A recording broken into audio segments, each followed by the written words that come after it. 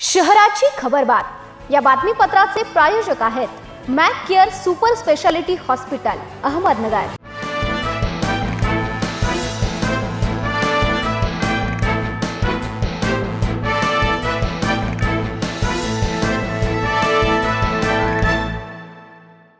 नमस्कार, मी प्रिया। आपण पाहत आहे न्यूज 24 सह्याद्री। घेऊयात नगर शहरातील महत्त्वपूर्ण बातम्यांचा आढावा शहराची खबरबातमध्ये।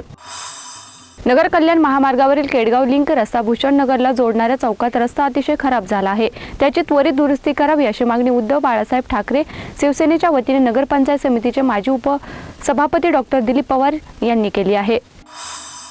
शौचालयासाठी गेलेल्या एका 22 वर्षीय महिलेचा विनयभंग केल्याची घटना घडली आहे। याबाबत महिलेने दिलेल्या फिर्यादीवरून मनोज बबन हुक्के उर्फ सोनिया याच्या विरोधात तोपखाना पोलीस ठाण्यात विनयभंगाचा गुन्हा दाखल करण्यात आला आहे। फिर्यादी महिलांनी शौचालयासाठी जात असताना आरोपीने महिलेशी गैरवर्तन करत विनयभंग केला असल्याचा फिर्यादीत म्हटलं आहे।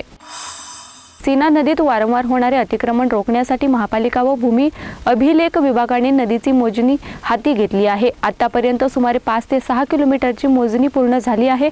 नागापूर ते पंपिंग स्टेशन पर्यंत मोजणी पूर्ण झाली आहे। सीना नदी पात्रात मोठ्या प्रमाणात अतिक्रमण झालं असून मोजणी केल्यानंतरच ऊस घास अशा पिकांमध्ये खांब रोवले लागले आहेत। त्यामुळेच नदी पात्रात मोठ्या प्रमाणात अतिक्रमण झाल्याचं दिसून येत आहे।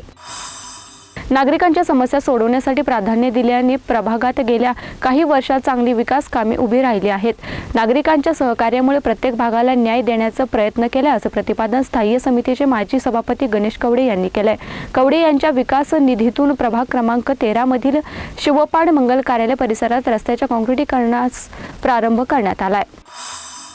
अमरधाम ते टिळक रस्ता या दरम्यान असलेल्या आयुर्वेदिक चौकात लहान मोठे अपघात होत आहेत। या चौकात दुभाजक अथवा वाहतूक सिग्नलची आवश्यकता आहे अशी मागणी नागरिक करत आहेत। शहराच्या खबरबातमध्ये इथे संपतोय, मात्र तुम्ही पाहत राहा न्यूज 24 सह्याद्री।